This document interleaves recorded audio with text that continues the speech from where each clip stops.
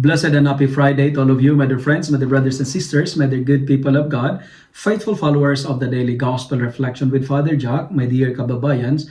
Today is the 3rd day of January 2025, and today is the first Friday of the month, Friday before the Epiphany.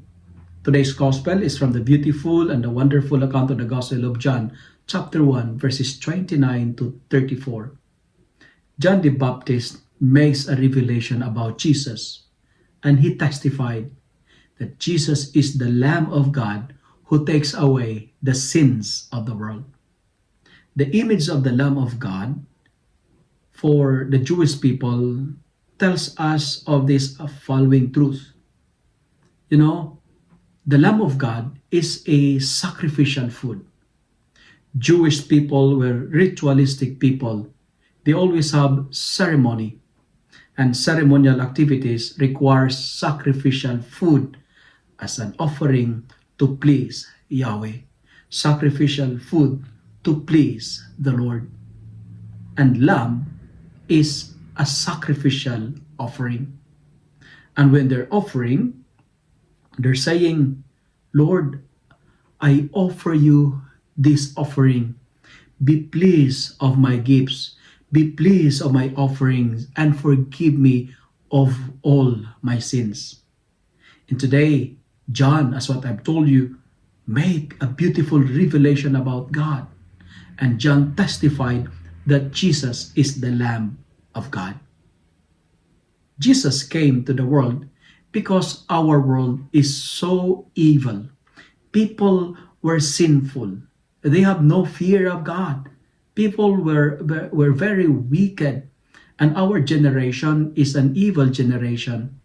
And John is telling us today that Jesus, as the sacrificial lamb, paid the penalty for our sins.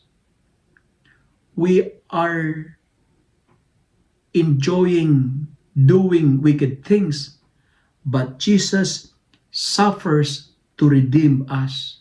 That's why he paid the penalty for our wickedness.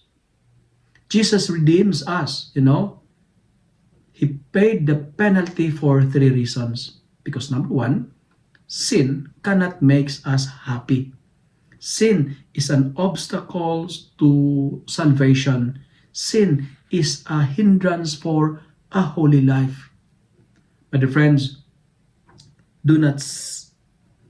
to do sin feels good, but to be saved is more better.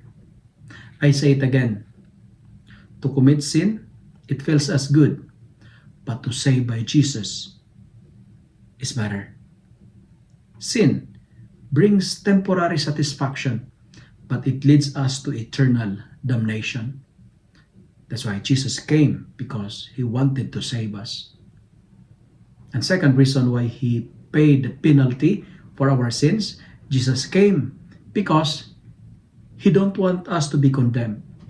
Jesus came not to shame sinners, but to save them. He came to save and not to condemn. He came for our salvation, not for our condemnation. And the third and the final reason why Jesus came into the world, it's because of love.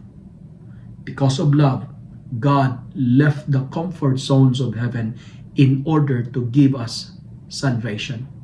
He chose to become man like us except sin, so that we who are sinful will be elevated into divinity.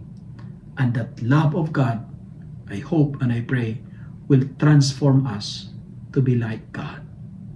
My dear friends, my dear brothers and sisters, Jesus is the Lamb of God who takes away the sins of the world. He came not to shame you and me, but he came to save us all. If you love and like this reflection, kindly share it with your friends, share it with your family, make the Word of God viral so that many will be blessed. Amen.